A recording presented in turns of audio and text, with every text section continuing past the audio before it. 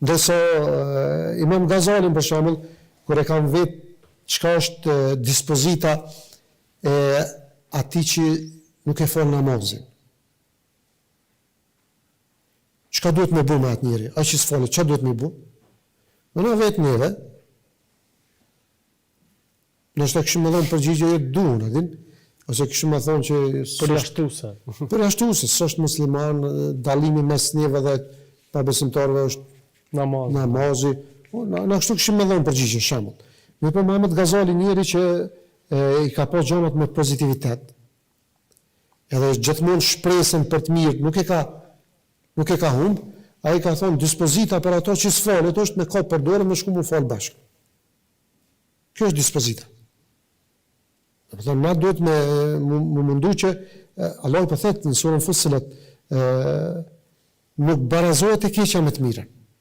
E keqja me të keqja nuk kthehet. Po thotë Allah shumë sillu në formën më të mirë. Të keqën shtyjem a kthehen me të mirë. Ai të fin tek i fundit ai që është malli tina. Nëse ai të ka fy ose të ka rënu, ai çat mall e ka me dhon. Po nuk do të thotë që tash unë duhet me kthy me të njëjtën. Se e keqja me të keqja nuk shkon. Veç tensionohet situata, vjen deri te më e keqja.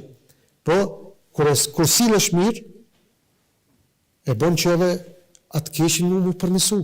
Jo rastisht Allah shumë kur i tha Musës edhe Harunit, kur i qaj me thirr në islam faraonin, njërin më të keq në rruzën e toksur.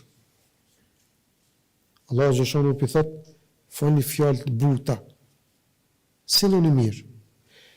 Pse Allah ka thonë, është interesant ajeti thot, la'allahu yatadhakkaru aw yakhsha.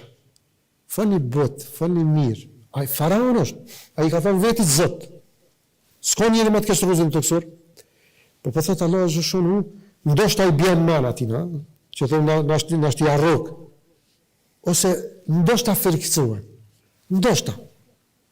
Allah shumë ka ditë fundin e tina. Po me këto neve në ka dhënë mësime, në ka dhënë shembull që mos e humni shpresën, sado ti që të është njëri i keq, e ju vjasht, mos sill mirë, mos me humb shpresën, nuk i dihet mundet më përmirësu.